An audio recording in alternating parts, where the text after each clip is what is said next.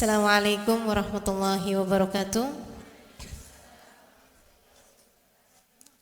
Alhamdulillah rabbil alamin bihi nasta'in ala umurid dunya waddin. Wassalatu wassalam ala asyrafil anbiya wal mursalin sayyidina wa maulana Muhammadin wa ala alihi wa sahbihi ajma'in. Subhanaka la ilma lana illa ma 'allamtana innaka antal alimul hakim.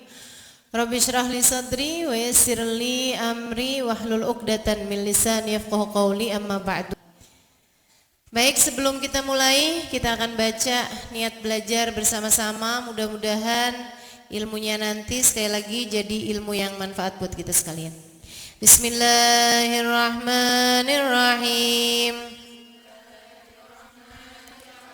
Nawaitu ta'allum wa ta'lim wan naf'a wal intifa' wal mudzakarah wat tadhkir wal ifadah wal istifadah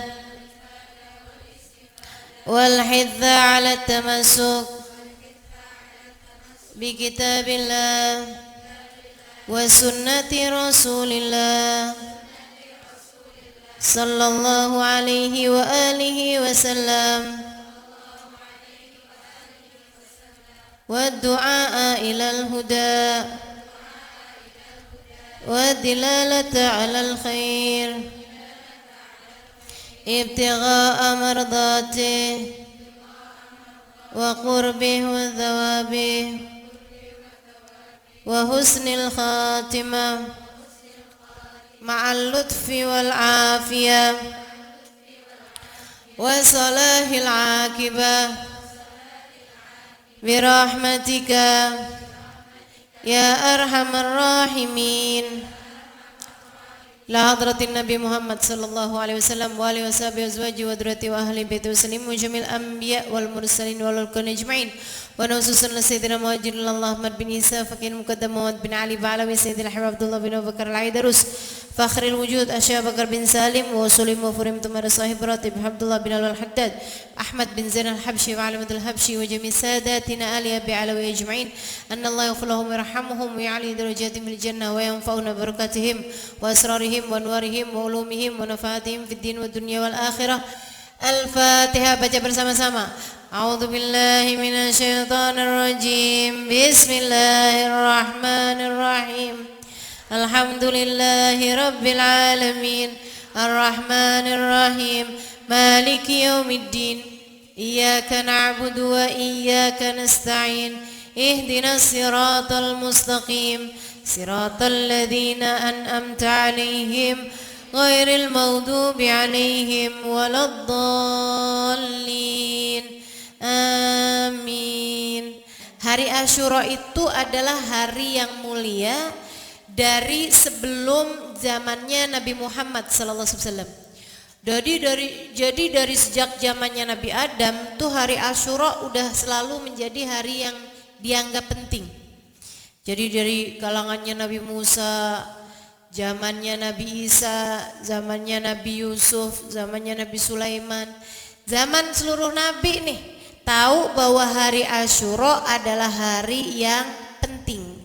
Hari di mana Allah Subhanahu wa taala banyak sekali menurunkan rahmat, hidayah, kasih sayang, pemberian, hadiah, kesembuhan bagi yang sakit, terijabahnya hajat bagi yang punya hajat pada hari Asyura tersebut. Karena Allah Subhanahu wa taala itu zat yang maha dermawan. Nah, zat kalau dermawan tuh suka ngasih. Nah, pada hari-hari yang dimuliakan oleh Allah Subhanahu wa taala, Allah ngasihnya lebih banyak daripada pada waktu-waktu yang lain. Nah, ini adalah hari Asyura. Hari Allah Subhanahu wa taala banyak memberikan limpahan rahmat dan kasih sayang kepada para hamba-hambanya. Teman-teman sekalian yang saya muliakan, hari Asyura itu yang sangat dikenal adalah hari Allah menyelamatkan Nabi Allah Musa alaihi salam. Ya, hari Allah Subhanahu wa taala menyelamatkan Nabi Musa dari kejahatannya Firaun. Karenanya kaum Yahudi, orang-orang Yahudi itu selalu saja juga memuliakan hari Asyura. Nabi bahkan mensunnahkan adanya puasa pada hari Asyura dan melihat ternyata orang-orang Yahudi juga pada puasa nih kalau hari Asyura. Nabi nanya, "Lima tasumuna fi hadzal yaum?" Nabi nanya sama orang Yahudi, "Kenapa sih kalian pada puasa nih hari Asyura?" Kalau Nabi sih memang puasa. Bahkan sebelum diwajibkannya puasa Ramadan, puasa hari Asyura nih dulunya wajib. Baru ketika Allah mewajibkan puasa Ramadan pada tahun kedua dari Hijriah, Nabi Muhammad alaihissalam kemudian dengan perintah Allah menjadikan puasa-puasa yang sebelumnya wajib menjadi sunnah, termasuk puasa hari Asyura. Nah, Nabi lihat nih ketika Nabi tinggal di Madinah, lama-lama Nabi tahu, oh ternyata yang puasa hari Asyura bukan cuman kita nih orang Islam. Orang Yahudi ternyata juga puasa. Yang pasti sih perbedaan puasanya orang Yahudi sama orang Islam itu perbedaannya ada pada sahur. Kita kalau puasa sunnah sahur, orang Yahudi kalau puasa nggak pakai sahur. Makanya Nabi Muhammad bilang jangan tinggalin sahur, biar puasa kita beda sama puasanya orang Yahudi. Walaupun adik-adik misalnya kuat puasa nggak pakai sahur, kita sebaiknya kalau puasa jangan nggak sahur. Sahur aja, lumayan kan juga buat nambahnya kekuatan kita. Deh ya, puasa nggak pakai sahur tuh lemes. Pernah ngerasain nggak? Pernah nggak puasa Ramadan nggak pakai sahur? Pernah ya, lemes nggak? Lemes saja, lemes banget, aus, iya bener aus terutamanya ya, Masya Allah. Teman-teman sekalian, nah ini perbedaan puasa kita sama puasanya orang Yahudi. Sama, orang Yahudi juga kalau puasa nggak boleh makan, nggak boleh minum, sama aja. Nah akhirnya Nabi nanya nih, kenapa sih kalian orang Yahudi puasa juga nih hari Asyura? Kalau kita puasa Ramadan kan mereka nggak puasa tuh Ramadan. Tapi kalau hari Asyura tuh barengan gitu, kita puasa dia puasa juga. Mereka bilang, fa innallaha qad sallama nabiyana Musa fi hadzal yaum. Karena Allah telah menyelamatkan, fa innallaha qad naja Musa fi hadzal yaum. Karena Allah telah menyelamatkan Nabi Musa pada hari Asyura ini. Kami berterima kasih Allah telah menyelamatkan Nabi Musa pada hari Asyura, maka kami bersyukur kepada Allah dan memuasakan hari Asyura ini sebagai bentuk kesyukuran kami atas Allah menyelamatkan Nabi Musa dan Bani Israel pada hari Asyura. Teman-teman sekalian yang saya muliakan, Nabi ketika mendengar itu, Nabi Muhammad bilang, nahnu aula bidzalik. Kita tentu saja lebih pantas lagi untuk mensyukuri keselamatannya Nabi Allah Musa. Karena ya kita juga perlu puasa pada hari Asyura. Cuma Nabi jadinya gini, lau adraktu sanatil atiyah, kata Nabi la sumtu ma'al Asyura at-tasu'a. Kalau umur saya nyampe tahun depan, saya pengen puasa saya nih biar nggak sama puasanya orang Yahudi. Saya mau puasa selain hari Asyura, saya mau puasain juga hari Tasu'a. Jadi puasa hari Tasu'a itu sunnah, meskipun kesunahannya tidak sama dengan kesunahannya hari Asyura. Hari Asyura tuh sunnahnya benar-benar kuat, sampai-sampai kalau buat istri tuh kan nggak boleh puasa sunnah tanpa izin suaminya. Nah itu kecuali 2 hari tuh. Nah adik-adik nanti kalau jadi istri ya, itu nggak boleh puasa sunnah kecuali dengan izin suaminya. Kenapa gitu?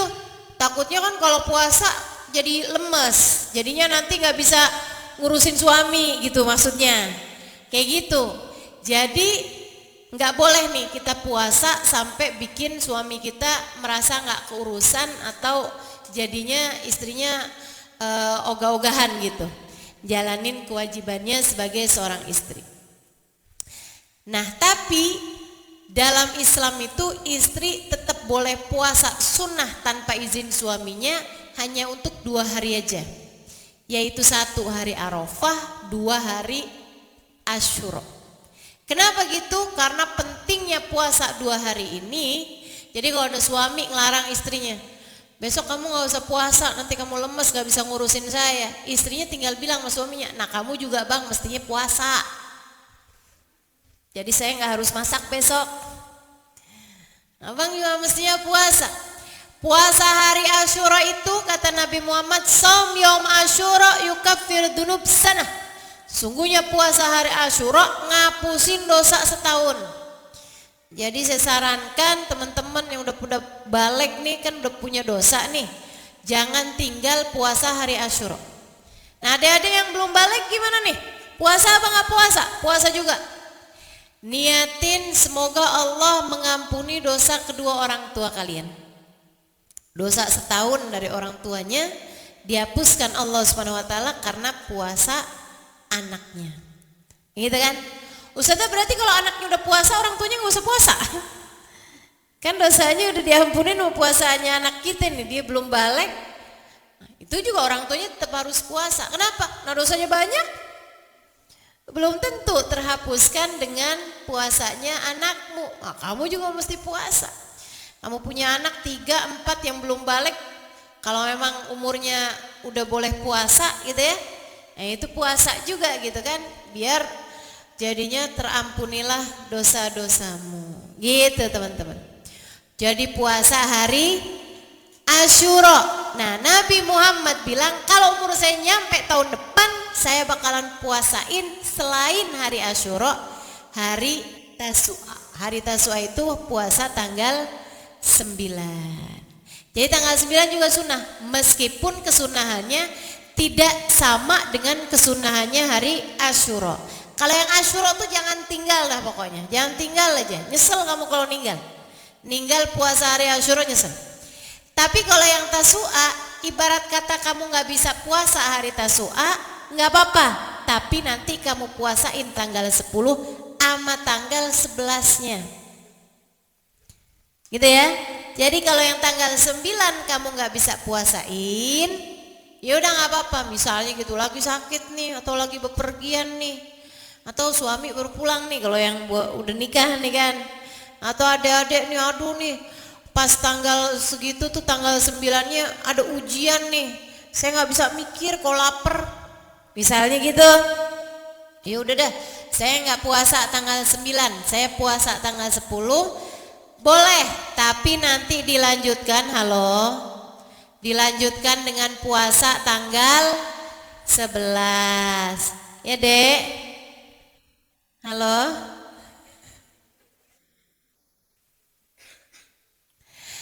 teman-teman saya sekalian yang saya muliakan, dan selain daripada puasa yang memang sunnah pada hari itu ya, itu juga ada kebaikan-kebaikan lain yang perlu kita lakukan pada hari tersebut untuk membuat Allah nggak tega sama kita, biar kita disayangin sama Allah Subhanahu wa taala. Saya lihatnya hari Tasu'a, hari Asyura ini kayak semacam hari kasih sayangnya umat Islam gitu.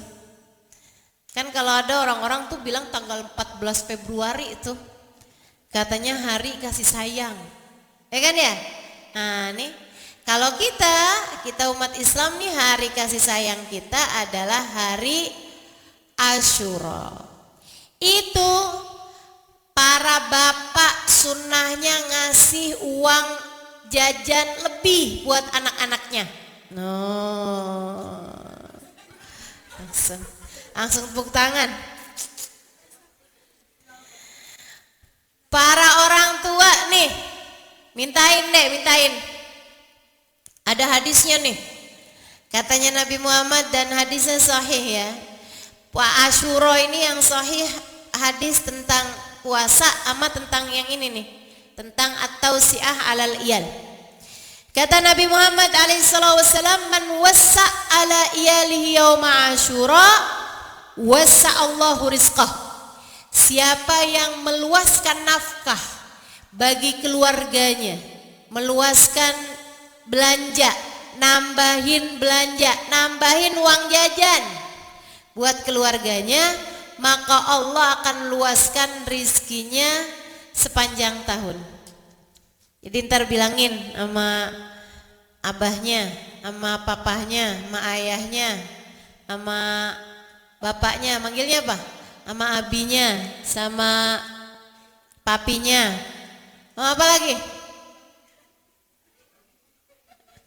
Udah, sama Dedi.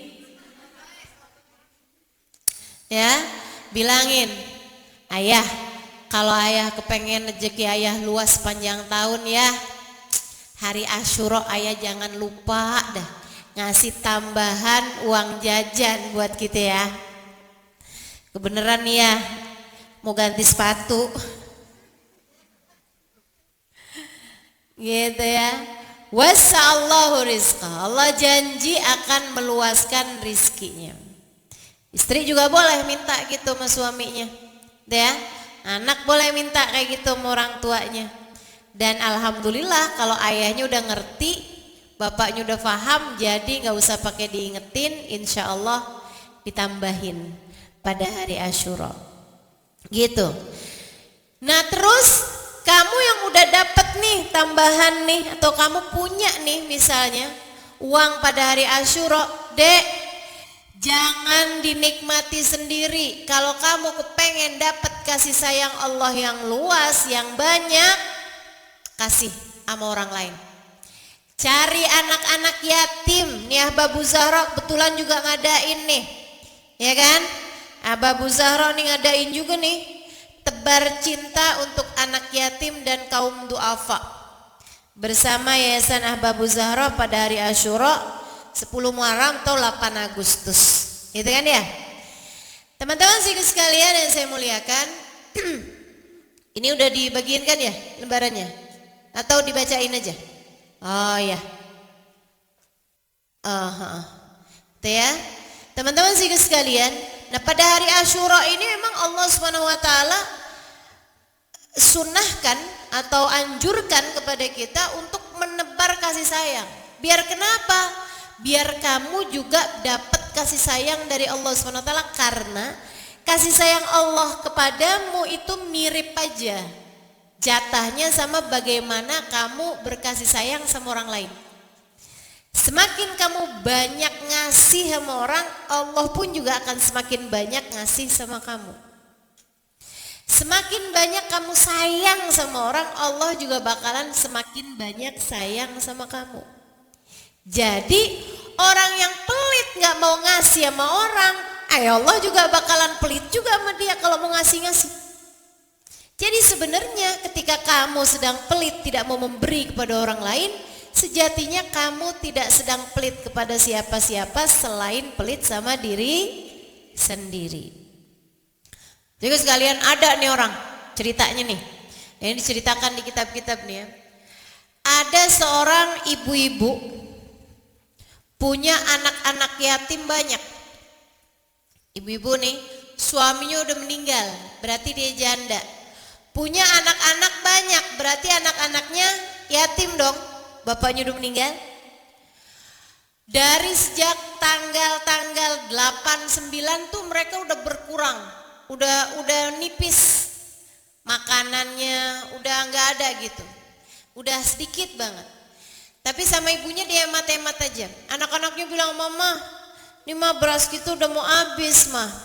Mah, ini kita uangnya udah mau habis mah. Kata mamanya, tenang aja nak, bentar lagi hari Asyura. Nanti kita mau minta hari Asyura, nanti biasanya orang bakalan banyak ngasih kita, nanti kita datengin tuh saudagar kaya tuh, pengusaha kaya yang punya toko sono tuh nak, kita mau dateng tuh, dia orang baik tuh. Teman-teman sih sekalian, sampailah mereka udah ketunggu-tungguan hari Asyura. Pagi-pagi hari Asyura tuh udah siap-siap, yuk mah kita kan mau datang kan mah ke rumah orang itu. Iya yuk nak. Datang. Orang yang kebetulan baru habis buka toko. Tuh pagi dia lagi ribet gitu, di saat datang si ibu-ibu sama bawa anak yatimnya ini. Banyak gitu beberapa orang. Dia bilang, Pak, hari ini hari Asyura Pak, jangan lupa. Oh iya, Tapi ini baru buka toko nih, belum ada pemasukan, ntar datang lagi aja siang gimana? Oh gitu. Pulang deh tuh. Ya mah, tapi kan kita udah lapar mah, nggak ada makanan. Ya udah nah, nggak apa-apa, orang cuma nunggu beberapa jam aja. Ya udah deh, kita habisin aja dah. Sisaan tuh di kompor. Sisaan makanan. Udah tuh. Tunggulah mereka sampai siang. Siangnya si ibu bilang sama anak-anaknya yang kecil-kecil udah lemes. Ya udah deh, jangan semuanya pada ikut ya, deh yang gede-gede aja. Dan nih si ibu sama beberapa anaknya yang besar-besar berangkat ke situ. Dia baru lagi mau istirahat. Ya bu, ibu telat sih berapa menit nih, saya udah istirahat aja nih sekarang nih. Saya mau sholat, mau ini apa segala macem. Ibu datang lagi ntar dan udah sore. Sedih bener. Ya udah deh tuh pulang. Lemes. Mau pulang ke rumah. Gimana nih ketemu anak-anak? Ya udah pulang ke rumah aja, capek juga. Pulang nih ke rumah. Mana mah makanannya mah? Iya ntar sore. Ya mah, kita kan udah lapar. Ya udah ntar aja, tungguin bentaran nak, cuman berapa jam, udah nggak apa-apa. Teman-teman sini sekalian, sampailah sore. Pas sore itu orang baru habis uangnya dipakai buat bayar-bayarin karyawan. Benar-benar habis uangnya. Ya ada sebenarnya dalam rumah gitu kan, cuman ya males aja ngambilnya. Ya bu, duit saya baru aja nih saya pakai buat gaji karyawan. Besok gimana besok? Aduh sedih benar. Ya udah deh tuh, namanya orang minta ditolak kayak begitu kan, mau gimana lagi. Jalan pulang. Rasanya mau pulang ke rumah tuh kayak gak tega banget, kebayangin anak-anaknya udah pada lemes. Ya udah deh. Kita nih sebenarnya bukan pengemis, katanya si ibu nih sama anak-anaknya. Kita cuma nagih sama dia satu orang doang tuh, karena emang kebiasaan ngasih hari Asyura.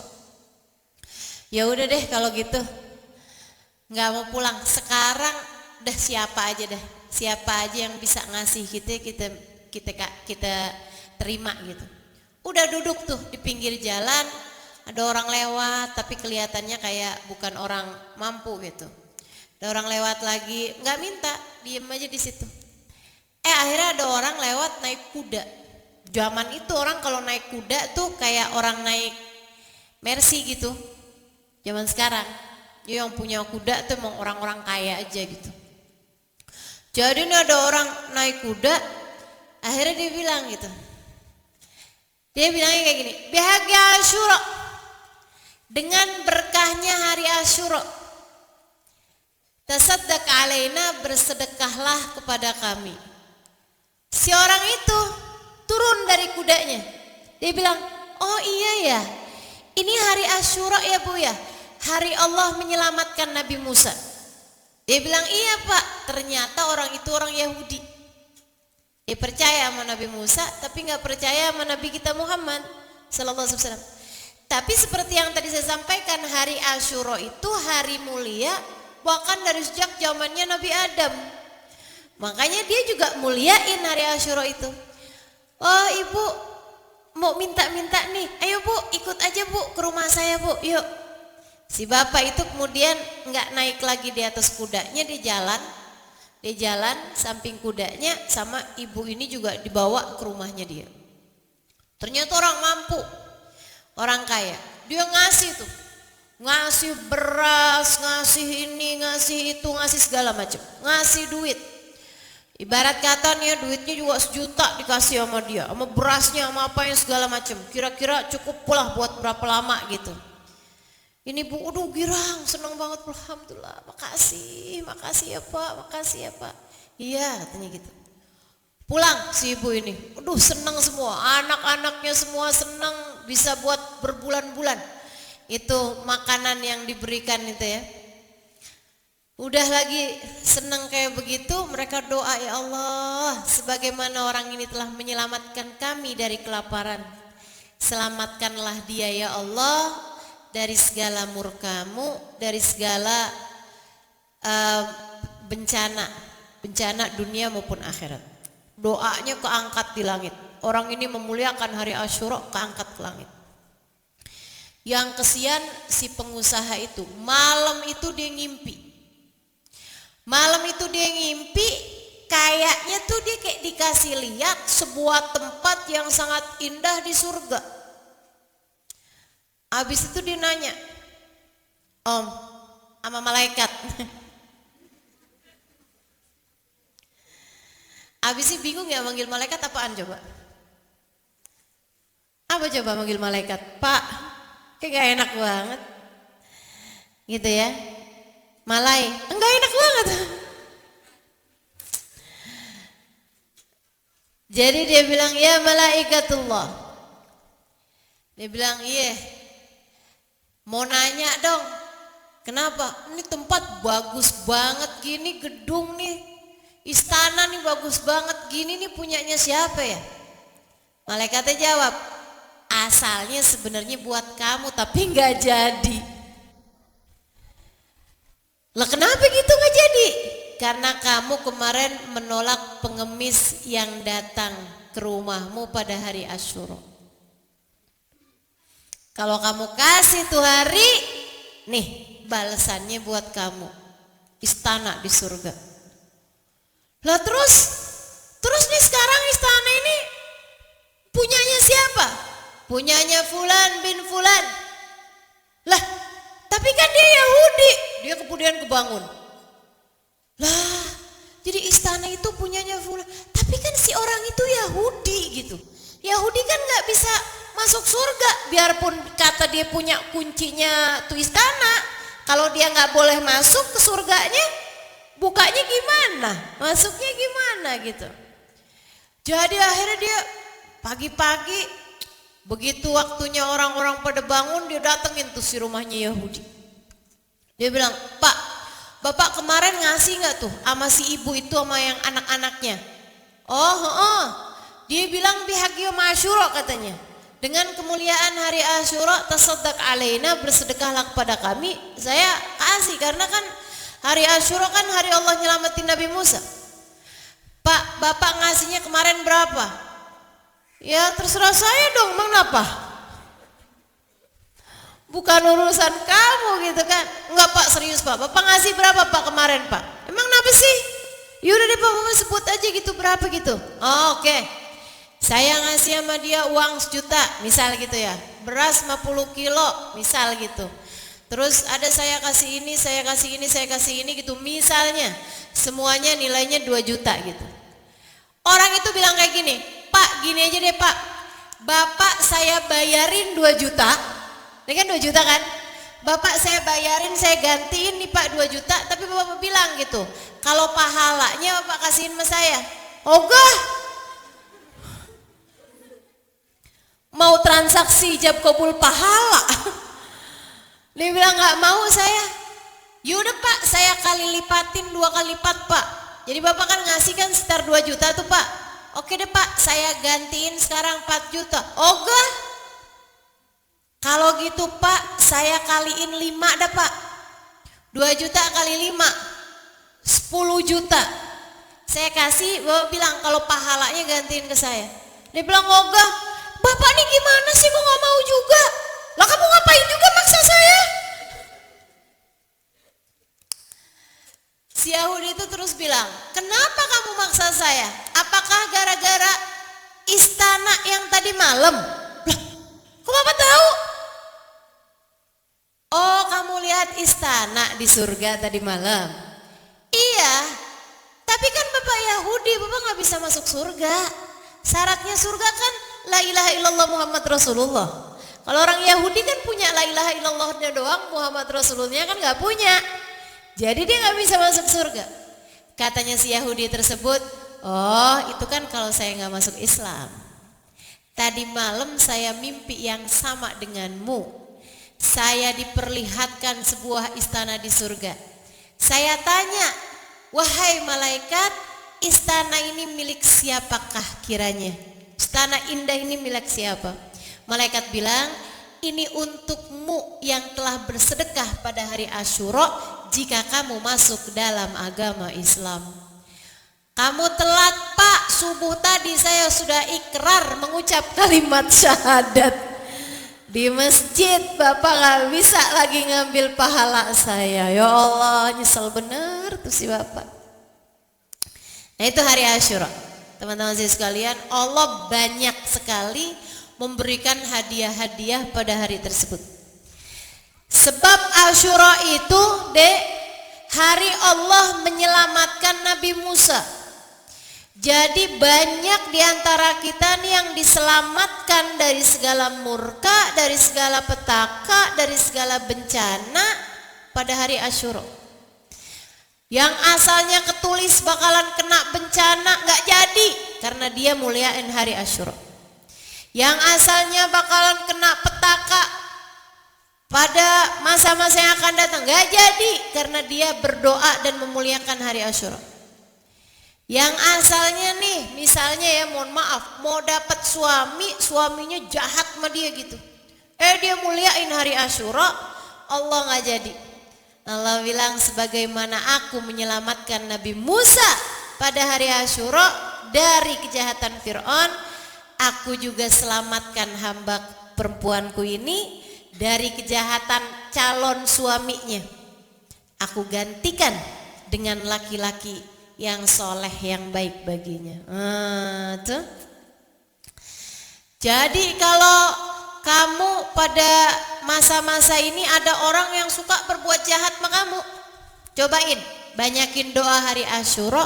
Mudah-mudahan Allah Subhanahu wa taala menghindarkan kamu dari kejahatan orang lain sebagaimana Allah telah menghindarkan Nabi Musa dari kejahatannya Fir'aun. Gitu ya. Adik-adik saudaraku sekalian, hari Asyura ini hari Allah menyehatkan kembali Nabi Ayub. Yang asalnya dikasih sakit berat tuh Nabi Ayub.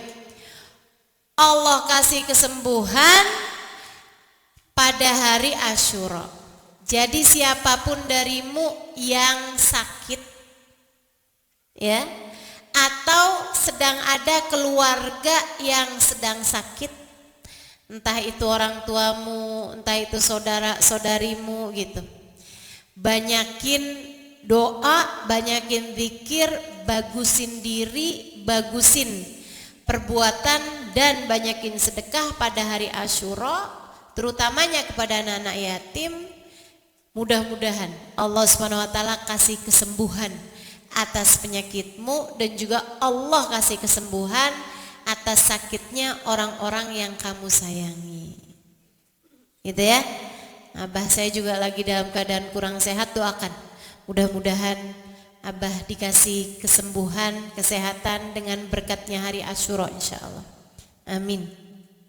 Ya Rabbal Alamin. Hari Asyura juga hari Allah ngasih, adik-adik saudariku sekalian, hari Allah Subhanahu wa taala mengeluarkan Nabi Yunus dari dalam perut ikan. Nabi Yunus nih kesian bener, ninggalin kaumnya. Sebenarnya bukan niat ninggalin sih, cuman didakwahin bertahun-tahun kagak ada yang beriman satupun, padahal baik-baik, tetangganya baik. Kalau Nabi Yunus lewat nih pada senyum, Yunus apa kabar, gitu kan? Yunus kemana? Mau belanja? Gitu. Itu pada nawarin berbaik-baik orang-orangnya. Nabi Yunus sakit dijengukin, tapi Nabi Yunus ngajakin beriman, pada nggak mau. Kalau Nabi Yunus ngomong pada senyum-senyum, tapi nggak ada yang pada mau beriman. Ini kan nyebelin ya, nyebelin banget gitu. Nabi Yunus lama-lama ya udah dah, kayaknya nih nggak menjanjikan nih. Kaum Nainawa namanya. Kaum Nainawa nih kayaknya, orang di kampung Nainawa nih kayaknya nggak menjanjikan. Ya udah dah, saya mau hijrah aja dah. Nabi Yunus bawa pakaiannya, bawa uangnya, Nabi Yunus pergi kemudian ikutan kapal laut yang pergi belayar ke negara yang lain. Nah di kapal itu juga pada banyak yang kenal Nabi Yunus, karena Nabi Yunus ini orang terkemuka, orang terpandang, anaknya seorang yang terpandang juga di kampung Nainawa situ. Yunus bin Matta nama ayahnya ya, ayahnya namanya Matta. Teman-teman saya sekalian, udah tuh Nabi Yunus lagi ada di dalam perahu, dapat sehari 2 hari, tiba-tiba saat perahu itu, kapal itu ada di tengah-tengah lautan, lagi nggak musimnya, kapalnya terombang-ambing, datang badai yang sangat dahsyat sekali. Waduh, pada ini ya nih terombang-ambing di atas kapal. Nah, kodenya keluar. Semua penumpang kumpul sini. Udah sambil pegangan nih, pada kumpul semuanya. Ini bukan waktunya badai. Ini juga bukan tempatnya badai, bukan musimnya badai. Kalau sampai terjadi badai seperti ini, pasti disebabkan karena ada anak kabur dari orang tuanya, atau ada istri kabur dari suaminya, ada istri minggat, ada anak kabur, ada istri minggat, atau ada budak lari dari tuannya. Katanya gitu. Semua penumpang itu ngerasa kayak bukan deh saya. Nabi Yunus bilang, saya bukan istri, saya juga nggak kabur dari ayah saya gitu ya. Saya juga nggak budak kabur dari tuan saya, tapi apa iya ya saya ya? Habis itu katanya nakodanya, kalau gitu semua dari kalian silakan tulis nama kalian masing-masing, kita undi. Masukin namanya diundi, seret. Keluar Yunus bin Matta. Kata Nabi Yunus, iya sih saya kabur dari perintah Allah. Disuruh dakwah di Nainawa, karena orang-orang yang gak pada beriman, akhirnya Nabi Yunus memutuskan untuk pindah gitu kan. Kali-kali tempat yang lain orang-orangnya mau beriman. Padahal kan kalau dilihat-lihat kayak gak salah ya. Orang kan kalau misalnya gitu ngajar di satu tempat, orangnya kagak ada yang pada mau sekolah di situ ya kan, pindah. Kan begitu kan? Nah, tapi rupanya tuh nggak mesti kayak gitu. Kita kalau mau dakwah tuh nggak bisa gitu. Diperintahkannya sama Allah di situ, ya udah di situ gitu. Saya ditinggal di Jakarta, ya udah saya mesti dakwah di Jakarta. Walaupun orang Jakarta kagak mau ada yang hadir, nggak peduli saya. Tetep aja saya ngajar. Kayak gitu mestinya gitu. Karena orang tuh kalau dakwah tuh ya udah, kamu ditempatkan di mana, di situ kamu harus bermanfaat. Boleh, bukan nggak boleh dakwah di tempat-tempat yang lain, boleh. Saya juga pergi kemana-mana.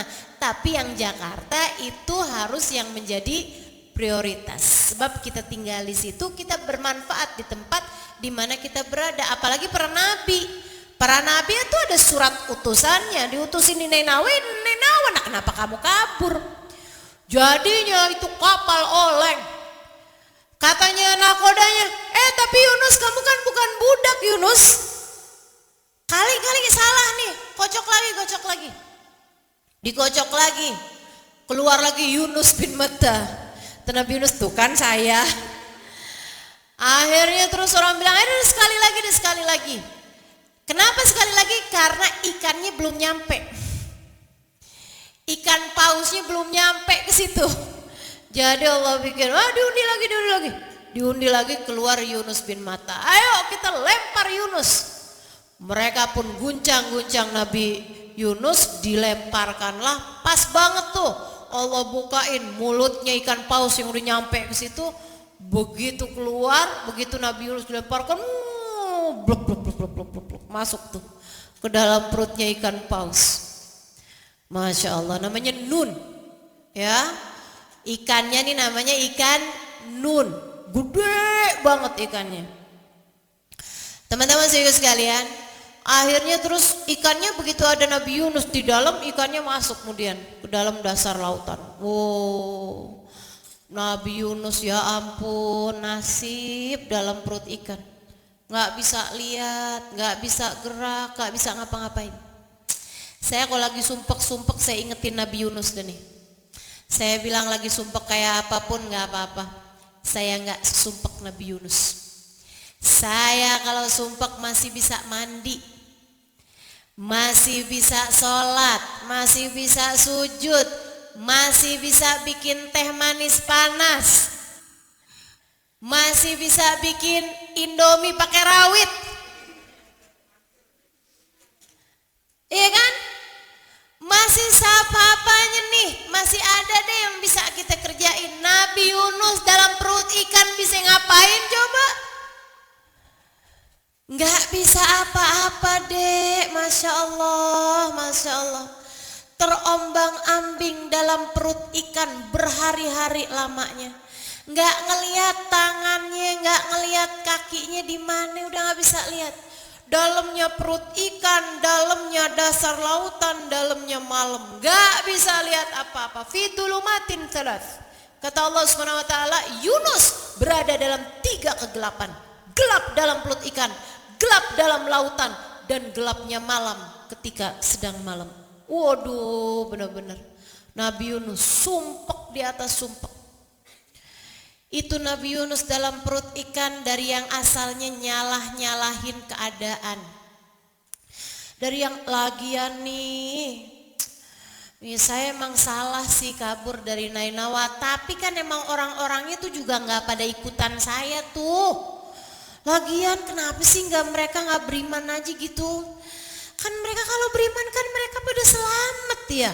Waduh, terus tuh Nabi Yunus menyalah-nyalahkan keadaan, nyalah-nyalahin orang dan lain sebagainya. Habis itu orang ikannya kalau lagi lapar dia makan ikan. Dia makan ikan gitu kan, masuk ke dalam nih tinggal tulang-tulangnya. Ya ampun, Nabi Yunus udahlah susah dalam perut ikan, ketusuk-tusuk meduri.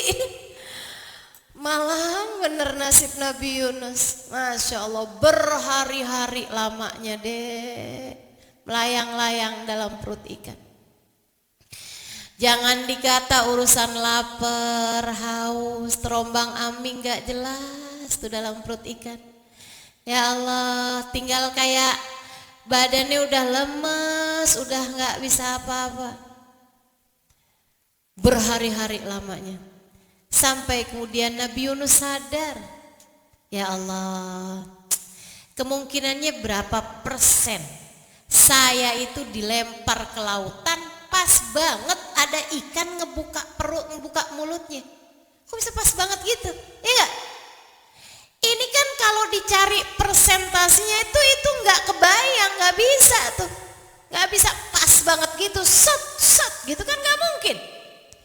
Tapi kok bisa kejadian gini nih? Semuanya karena ada yang ngatur. Siapa yang ngatur? Allah. Kita kan juga sering banget tuh ngerasa, ya ampun udah jatuh tertimpa tangga. Kayak istilahnya gitu kan.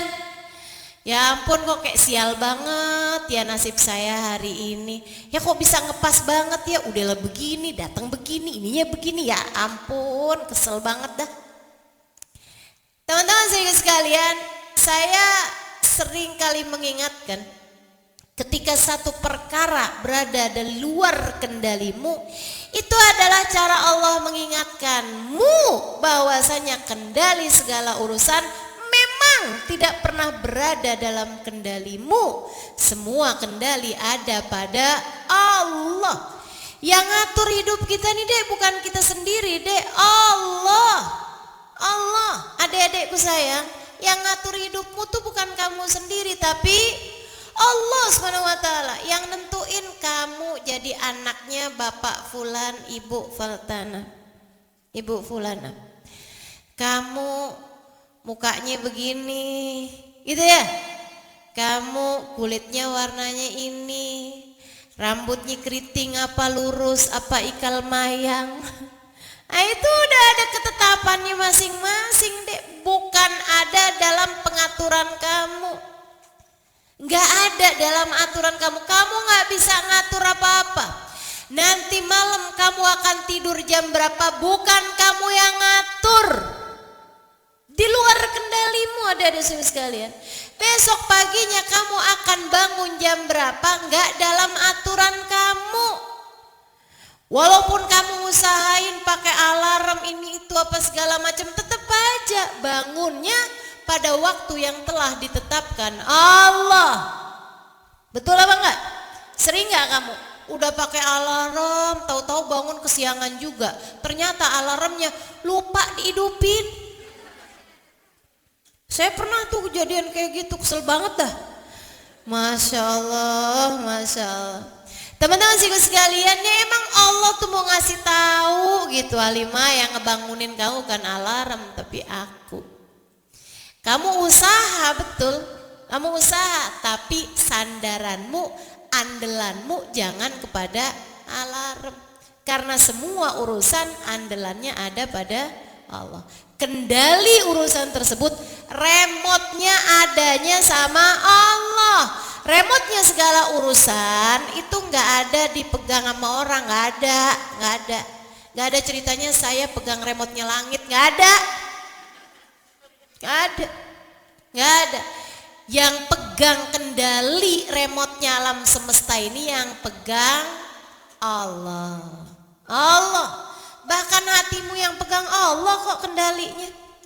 Jadi teman-teman saudaraku sekalian, ini Nabi Yunus begitu menyadari hal tersebut, Nabi Yunus bilang, la ilaha illa anta.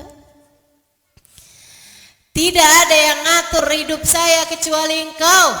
Tidak ada pengendali dalam hidup saya selain Engkau ya Allah. Subhanaka, maha agung Engkau, maha mulia Engkau, maha segala-galanya Engkau ya Allah. Inni kuntu minadh-dhalimin. Emang saya yang salah. Kenapa saya ditugaskan di Nainawi, ternyata saya malah pindah, malah minggat, malah kabur. Saya meninggalkan negara tersebut tanpa beristikharah, tanpa minta apa yang menjadi keputusanmu ya Allah. Teman-teman sekalian, Nabi Yunus pun berulang-ulang mengucapkan kata tersebut. La ilaha illa anta subhanaka inni kuntu minadh dhalimin. La ilaha illa anta subhanaka inni kuntu minadh dhalimin. Terutama dengan hatinya. Ya Allah, maha suci Engkau ya Allah. Maha agung Engkau ya Allah. Saya yang salah ya Allah. Emang saya enggak benar ya Allah. Saya nih Allah yang banyak dosanya ya Allah. Saya ya Allah yang salah ya Allah. Saya seharusnya enggak nyalahin siapapun, karena sebenarnya sayalah yang salah. Subhanallah, zikirannya Nabi Musa ini kedengeran sampai malaikat-malaikatnya Allah di atas langit sana. Katanya para malaikat gini, suaranya kedengeran kencang bener, familiar, kita apal nih manis suara. Tapi orangnya kita liatin kagak ada ya. Di bumi mana dia nih? Sautun ma'ruf fi makanin majhul, kata para malaikat. Ini ada suara kita kenal, familiar banget suaranya. Akan tetapi fi makanin majhul, tempatnya di mana kita nggak tahu. Allah bilang, innahu sautu abdi Yunus fi batnil hut. Sesungguhnya ini adalah suara hambaku Yunus dari dalam perut ikan. Pada tanggal 10 Muharram, sesudah dalam satu riwayat 6 bulan, dalam satu riwayat 40 hari, dalam satu riwayat 16 hari Nabi Yunus dalam perut ikan. Dek, mestinya mati ya enggak? Orang gak makan, gak minum, gak apa-apa itu dalam perut ikan, mati tuh mestinya. Mestinya tuh perut ikan tuh jadi kuburannya Nabi Yunus, sekalian mati di situ. Tapi Allah emang berkehendak lain. Kenapa Allah berkehendak lain? Karena suara zikirannya Nabi Yunus dan kepasrahannya kepada Allah serta pengakuannya bahwa beliau telah berbuat dosa. Pengakuan dosa, pengakuan salah, ini yang punya nilai di mata Allah. Allah sampai bilang, laula annahu minal musabbihin la labitha fi batnil hut ila yaumi yub'atsun. Andai ada Yunus tuh enggak zikir tuh, andai Yunus tuh enggak baca la ilaha illa anta subhanaka inni kuntu minadh dhalimin, hatinya enggak bergemuruh dengan zikir yang seperti itu, la labitha fi batnil hut ila yaumi yub'atsun. Aku akan biarkan dia di dalam perut ikan sampai hari kebangkitan. Artinya tuh perutnya ikan itu bakalan jadi kuburnya Nabi Allah Yunus. Karena beliau berzikir, Allah selamatkan. Tanggal 10 Muharram Allah bikin perut ikannya mules. Mual nih ya kan, kalau nggak mulus nggak ini ya, nggak muntah ya kan, nggak mual nggak muntah gitu, mual setengah mati. Waduh, mual banget nih. Jadinya nih ikannya nih mulai bergerak. Asalnya nggak gerak-gerak tuh, di dalam aja tuh. Nyari makanannya juga di dalam aja tuh, di dasar lautan tuh. Jadi kalau ada ikan lewati tinggal buka aja mulutnya. Gitu. Gitu aja tuh terus ikannya tuh. Nah yang sekarang nih ikannya perutnya mules, ikannya jadinya nyari daratan. Waduh, mulai dia lewat aja nih lautannya goyang karena kan gede banget badannya. Dia lewat terus tuh, dia pesisirin tuh sampai nyampe ke daratan, dia buka mulutnya, dia pun muntah, kemudian keluarlah Yunus sampai terdampar di daratan. Nggak punya tenaga teman-teman, nggak punya tenaga, lemas setengah mati. Ya ampun, tinggal nyawanya doang nih. Ya Allah, pingsan beberapa waktu sampai kemudian Allah Subhanahu wa taala, Allah tuh kalau mau ngasih kehidupan sama orang pasti dikasih rezekinya. Ini buat ibu-ibu terutamanya nih. Nih ibu-ibu yang hadir dengerin saya nih. Jangan pernah was-was ragu-ragu urusan rezeki. Kalau kamu emang mesti hidup, rezekimu bakalan sampai padamu. Tenang, bisa jadi kamu nggak tahu alamat rezekimu. Rezekimu yang tahu alamatmu. Nggak bakalan salah kirim, malaikat Mikail tuh nggak bakalan salah kirim. Sama sama malaikat Israel nggak akan pernah salah cabut nyawa, gitu ya. Jangan ada tuh yang bilang, yang sakit bininya, kok yang mati lakinya, jangan-jangan keliru nih malaikatnya. Nggak ada ceritanya. Nggak ada ceritanya malaikat Israel keliru nyabut nyawa. Sama halnya malaikat Mikail nggak bakalan keliru bagi-bagi rezeki, teman-teman. Nggak ada ceritanya. Jadi nggak usah khawatir. Ini nih saya bikin toko, sebelah bikin toko lagi nih, sama juga jualannya sama saya. Dia ngerebut rezeki saya. Saya pergi ke Mbah Dukun nih, biar bikin tokonya dia nggak laku. Enggak gitu caranya.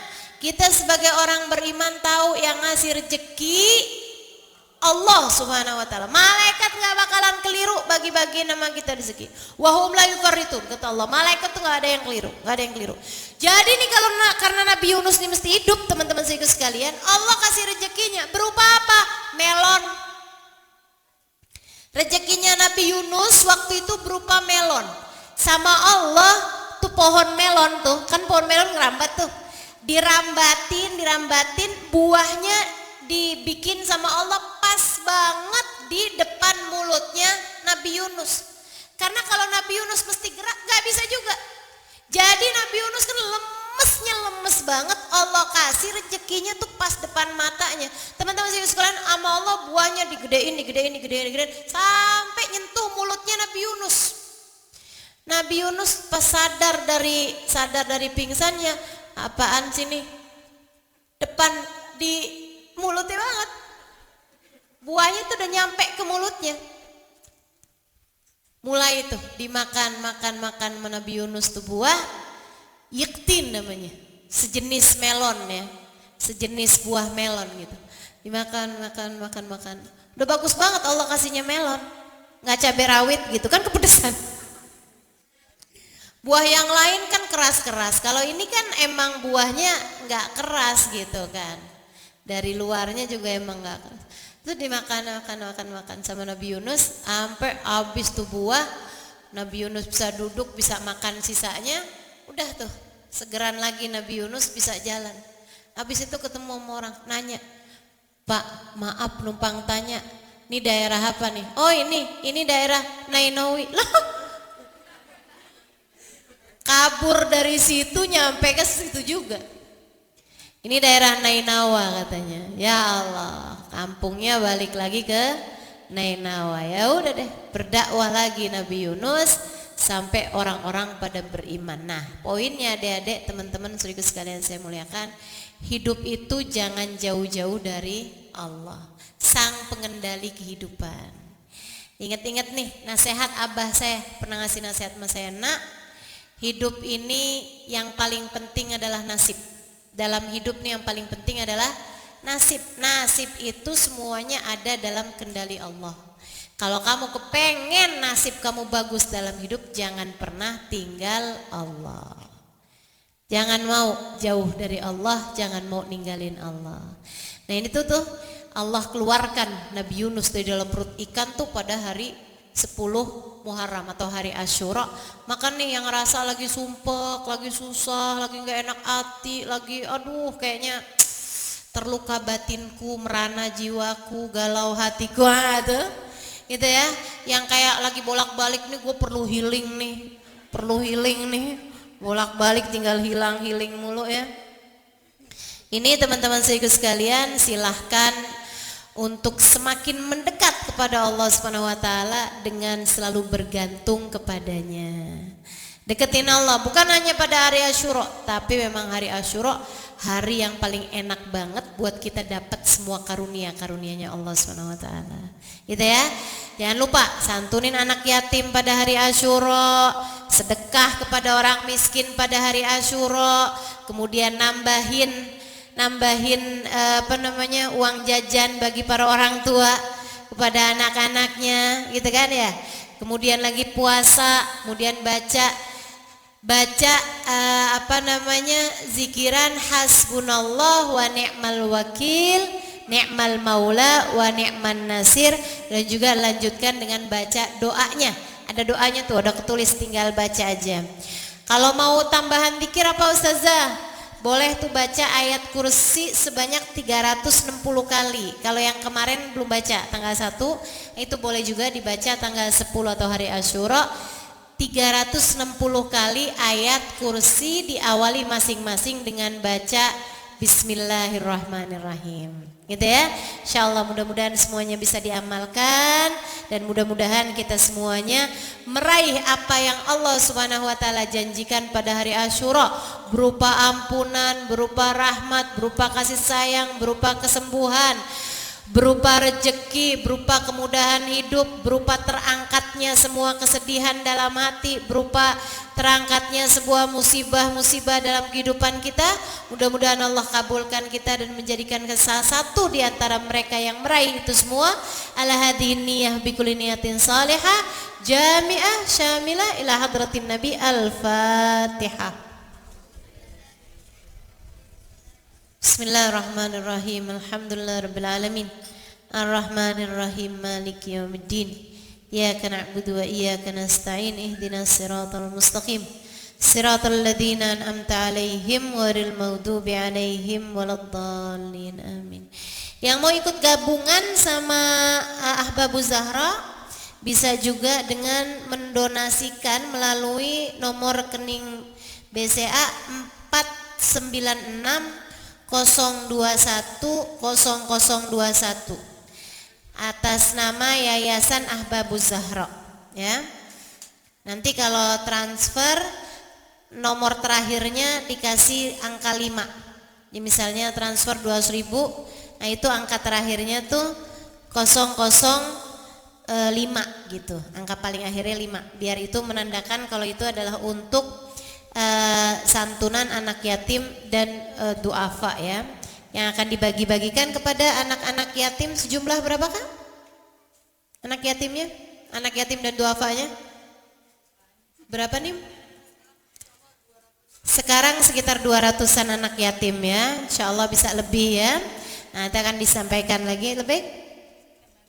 Kita akan bagikan. Baik. Ya, dan juga saya umumkan juga kepada semua hadirat bahwa hari Kamis nanti Majelis Ahbabuz Zahra yang di rumah Bu Ida itu juga akan dihadiri oleh seorang hubabah ya, yaitu Hubabah Syarifah bintil Habib Muhammad bin Abdullah Al-Haddar, seorang ahli Al-Qur'an. Beliau hafizah dan juga bukan hanya hafal Quran tapi juga paham tafsirnya Al-Qur'an. Wah, ini perempuan pinter banget dah. Pinter banget ya, adik dari Hubabah Nur dan juga putri dari Habib Muhammad Al-Haddar yang merupakan gurunya Habib Umar bin Hafid. Guru kita ya. Jadi abah beliau, ayah beliau adalah gurunya Habib Umar bin Hafid. Beliaunya sendiri adalah merupakan ulama perempuan, merupakan seorang ahli Quran. Nah, saya beberapa kali sholat di belakang beliau dan itu nikmat banget mendengarkan beliau membaca Al-Quran. Beliau buka sekolah di Sewun, ya, khusus untuk perempuan-perempuan penghafal Al-Quran. Yang mau hafal Al-Quran bisa tuh ikutan sekolah bersama dengan beliau, tapi di Sewun. Tahu nggak Sewun mana?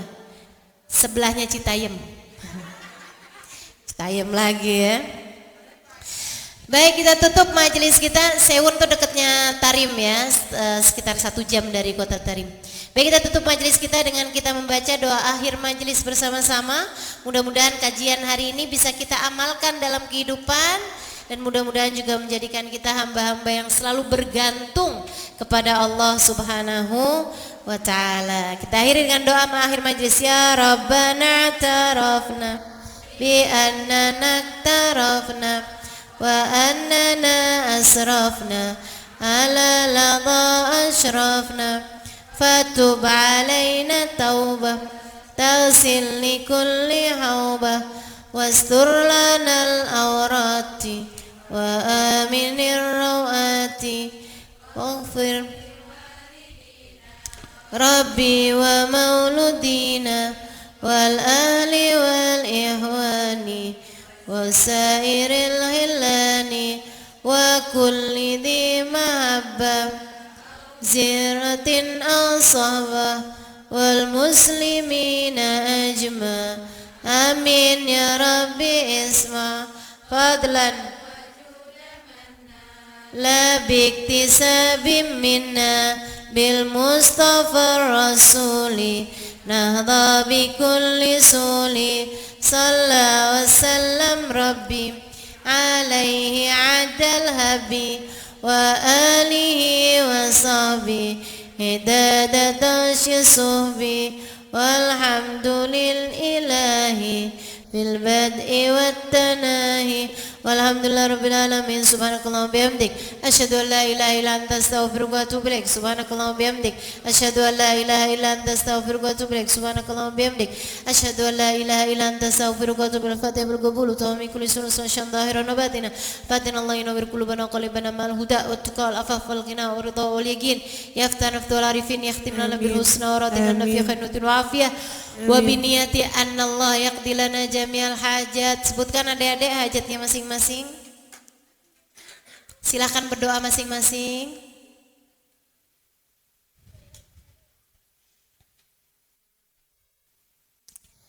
Anna Allah yaqdi lana jami'al hajat yuballighuna kullal umniyat bijai khairil bariyat ala hadiniyat bikunadin salihat ila hadratin nabi al-fatihah. A'udzubillahi minasyaitonir rajim. Bismillahirrahmanirrahim. Alhamdulillahirabbil alamin. Arrahmanir rahim. Maliki yaumiddin. Iyyaka na'budu wa iyyaka nasta'in. Ihdinas siratal mustaqim. Siratal ladzina an'amta 'alaihim ghairil maghdubi 'alaihim waladdallin. Amin. Taqabbalallahu minna wa minkum taqabbal ya karim. Terima kasih, mudah-mudahan bermanfaat. Kurang lebihnya mohon maaf. Billahi taufiq wal hidayah. Ketemu insyaallah hari Kamis ya. Wal afu minkum. Assalamualaikum warahmatullahi wabarakatuh.